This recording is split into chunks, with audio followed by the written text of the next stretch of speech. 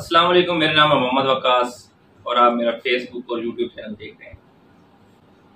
عمران خان کو دوبارہ پیشکش کی جا رہی ہے کہ وہ ملک چھوڑ کر باہر جا سکتے ہیں اور نواز شریف کے واپس آنے کے چانسز ہیں۔ مطلب کہ نواز شریف کے فل آنے کے امکان ہے اور نواز شریف کو پورا پروٹوکول دیا جا رہا ہے اور عدالتوں سے بازیاب کرانے کی پوری تیاری کی جا رہی ہے۔ پہلے کوشش یہ ہے کہ عمران خان کو کسی بھی طرح یہاں سے باہر نکالیں۔ کیوں عمران خان باہر جائے؟ عمران خان اسی ملک میں رہتا ہے، یہ عمران خان کا ملک ہے اور عمران خان یہاں ہمارے لیے لڑے گا، کیونکہ ہمارے لیے لڑنے کے لیے صرف اس ٹائم ایک ہی بندہ بچا ہے، وہ ہے عمران خان، جس کو یہ فل مائنس کرنے کے ٹرائی میں ہے، لیکن وہ مائنس نہیں ہوگا۔ کتنی بار مائنس کرو گے؟ عوام کے دلوں سے کیسے نکالو گے؟ عمران خان عوام کے دلوں میں بستا ہے اور عمران خان عوام کے دلوں میں سے باہر نہیں نکلے گا۔ کیسے نکالو گے دلوں میں سے؟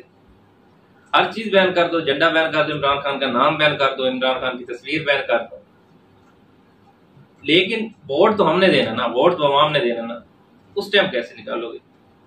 یا تو پھر سب کو گھر بٹھا دو، خود الیکشن کرواؤ، خود ہی وہ بیلٹ پیپر پہ ٹھپے لگاؤ اور سب جس کو دل کرے ونر کراؤ۔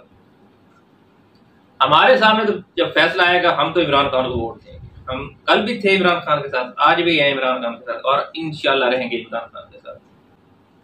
تو بتایا یہ جا رہا ہے کہ اگر نواز شریف وطن واپس آتے ہیں تو انہیں واپسی پر جیل جانا پڑے گا۔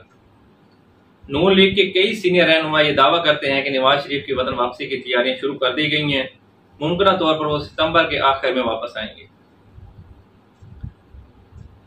حال ہی میں مسلم لیگ نون کے سینئر رہنما اور سابق وفاقی وزیر داخلہ رانا ثناءاللہ نے کہا ہے کہ نواز شریف کی وطن واپسی کے معاملے پر گارنٹی مل چکی ہے۔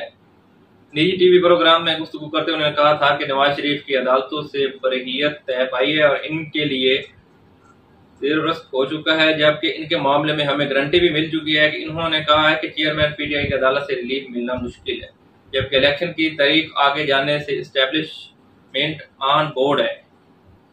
مئی 2022 میں الیکشن کا فیصلہ ہو چکا تھا اور وزیر اعظم کی الوداعی تقریر بھی تیار تھی، مگر چیئرمین پی ٹی آئی کی تقریر کے بعد حکمت عملی کی تبدیلی کی اور الیکشن نہ کرانے کا فیصلہ کیا۔ اب تک کے لیے اتنا ہی۔